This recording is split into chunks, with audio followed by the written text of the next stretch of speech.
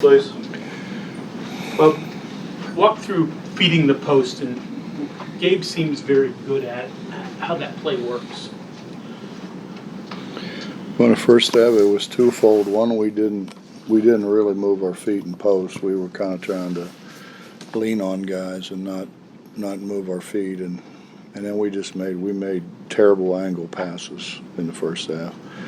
In the second half, that's what we talked about at halftime was it's a block out. That's what it is. You get the guy on your back and block him out and don't let him get around you.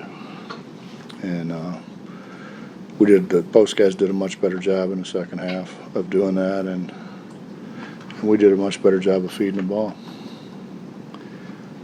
Post guys are going to tell you where to throw the ball. They're going to have a hand up.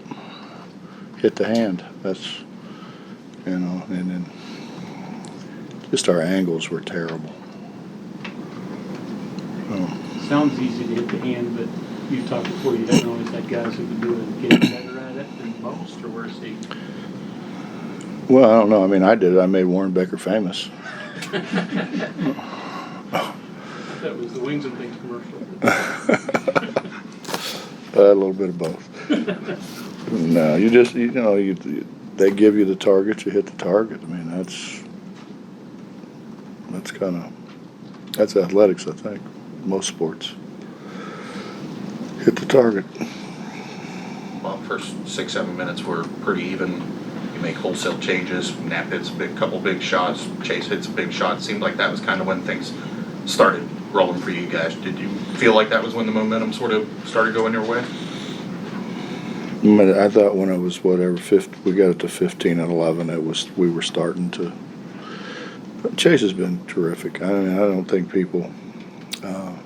I know most of you do, but normal people don't understand how much Chase brings to the table for us. I mean, he's been in a lot of cases our best defender on the floor. He's made shots. He's telling constantly other guys where to go, what to do.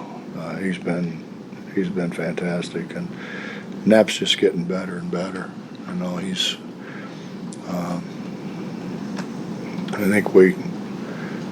I forget. I don't forget. I guess I just don't think about that. You know, he's coming back from a pretty serious knee injury, and then had some other things where they didn't know whether he'd ever play again. So, and you just don't come back from that in a couple months. So, both of those guys are just getting better and better. They give us a pretty good pop off the bench. Speaking of the bench, Coach, almost half your points came from your reserves, and you had that 12-0 run in the first half. All bench players scoring. Is it, I guess, a relief knowing you can get that much of an offensive output when you go on your bench?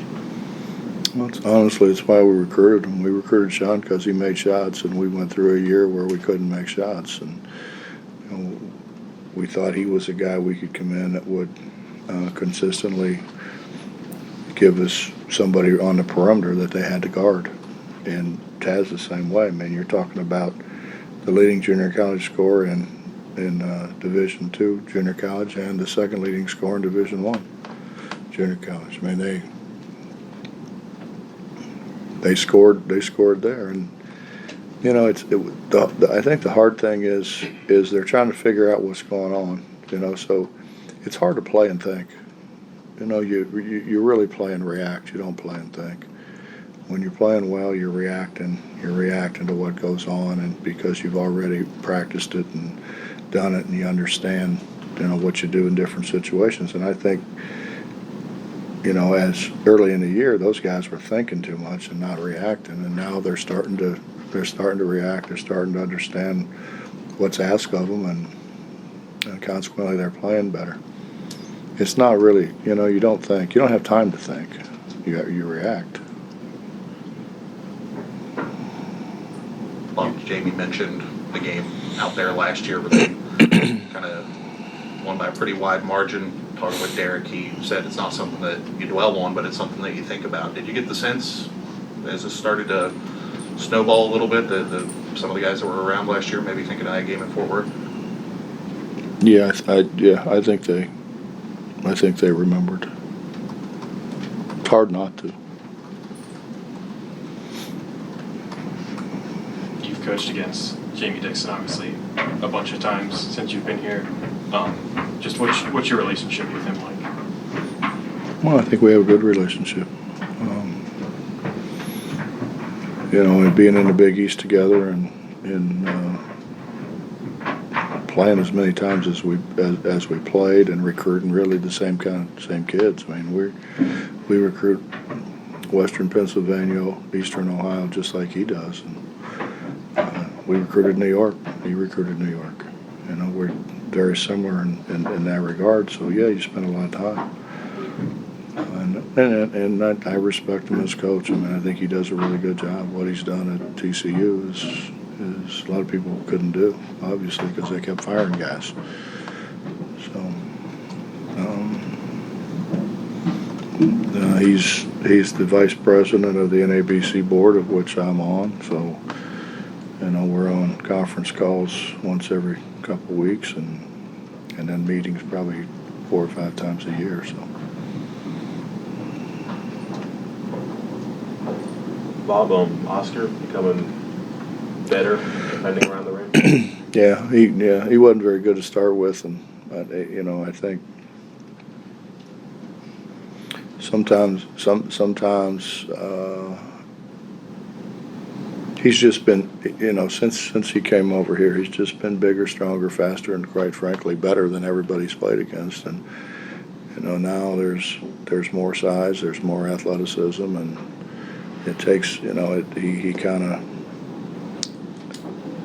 and he and Derek really don't play against each other every day because we're trying to get them to learn how to play together.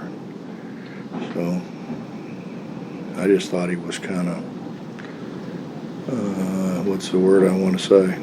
He just wasn't Oscar to start with. I didn't think he had. Oscar's got such great enthusiasm and you know, he's excited about playing and got a lot of emotion, and I just didn't think he had that at the beginning. And then you know, I told him in the second half, listen, we're going to throw you the ball, but you got to sit down and put people on your back like you've been doing. And you know, and he's so fast twitched that when he catches it down there, he's got a great chance to get it on the rim. Coach, the other day you were talking about TCU's three-point shooting, but obviously your guys, you know, statistically have been pretty good against guarding the threes. I mean, how much, you know, were you actually worried about, you know, if their threes could make a difference in this one? Did you have any? Well, that's their game, really. I mean, that's Jamie's done a great job being, I think, 11-3 because they don't have, other than Samuels, they don't have great size. They don't have great depth on the interior. And he's used the three ball, I think, as a weapon. And you know, you watch him play. You know, they're 3-0 in the league. 3-0 in the league. They were tied with Baylor for first. And they're gonna have a say so, I think, in who wins the league. They'll beat some of the, you know, so-called front runners. So when you see your three-point defense tonight, does that give you more faith, I guess maybe is the right word, and what your guys are doing out there on the perimeter? Well, see, I still think, Justin, we got a ways to go. We screwed up some switches.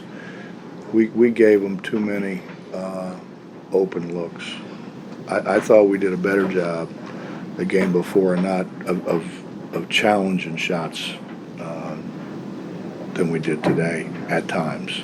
Now, there were times when we did a great job, but it wasn't as consistent, I didn't think.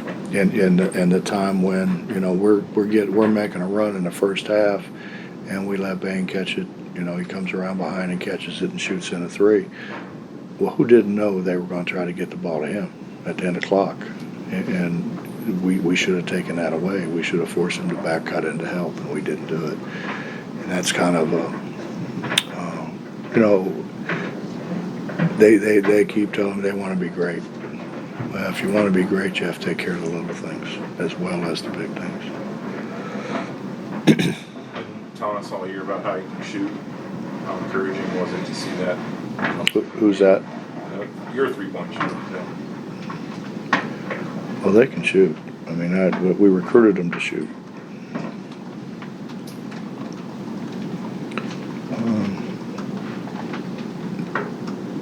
Taz, and really, we haven't, I don't think, used all of Taz's talent and ability because he was a guy you could invert and play in the post in junior college, and it was a very strong junior college conference. But you can't, we just can't throw everything at them because again, it's a game of reaction. It's not a game of thought process. You don't have time. You talked about executing all the way through the shot clock in this half-court defense. Which one is more difficult to execute through its entire run? Full-court press, the past teams, or doing it like this through an entire possession? I don't think there's really any difference. I mean, it's all about angles and closeouts and pressure on the ball.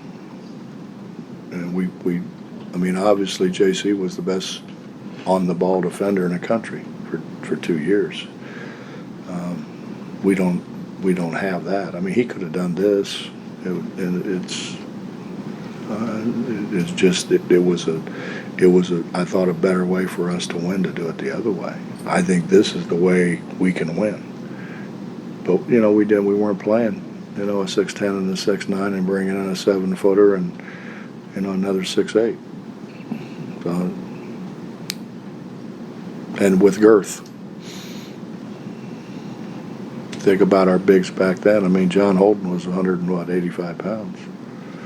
Nate at that time didn't weigh that much.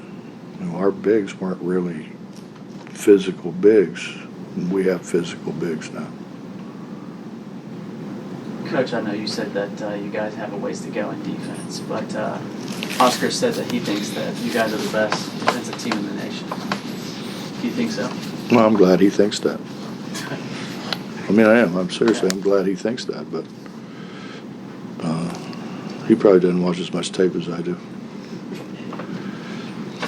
Do you think that players have made the best out of Haley and Matthews not being as productive offensively? It just seems like you've had a couple of guys, Napper, Chase, today Sean, guys who had to fill in to play that third spot, maybe fourth spot, even, that maybe extra minutes and opportunities help them a little bit, help you all.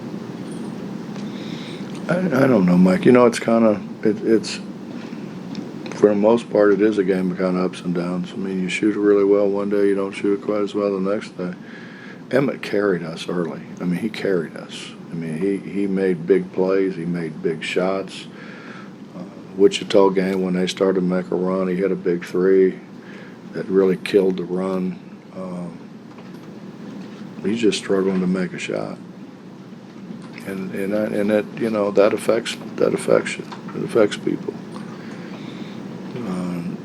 Jermaine can do so many things. When Bain got hot, what do? We put Jermaine on him. And Jermaine's whatever he is, 6'6", 6'7", and long. That's tough for a 6'1", 6'2" guy. And he's got ball skills. And he's kind of been in a slump, and he made some plays. But I mean, I think as people saw, he can make athletic plays. Kind of going off that a little bit, by the time February, March rolls around, you may not have anyone in the top, 10 in the league in scoring or anything, something like that, maybe 8 or whatever. But you've got a team approach, a team aspect, a good bench, R12 is that kind of. Does that make it more enjoyable for you as a coach, as opposed to having that, Kenyon Martin? That was a bad one to bring up. I'd take Kenyon 100 out of 100 times. As opposed to having that 20-point guy and everyone just kind of revolves around him. I think what's refreshing is how much they root for each other, how much they care about each other, how much they spend time with each other. I mean, there's no jealousy there, you know. Derek said to me, you know, get those other guys in. That's like with 4 minutes to go when he knew that the game was over with. You know, he said they deserve to play. And then the guys on the bench are talking about, you know, putting Mackey in. You know, they like each other. They like each other. They get along. You know, there has never been with this group any discord whatsoever. They're just, and it's not. The day before our last game, they were all in the gym at midnight shooting. And meet together. I mean, and it wasn't like guys that usually or always hang out together. Not usually, but always hang out together. It's just they're like, hey man, let's go get some shots, and they all go. Or you know, hey, let's go to wherever, Chick-fil-A or whatever. So that makes it easier to coach them. Yeah, it is easier. Yeah, it is easier to coach them. You're not dealing with all the other stuff.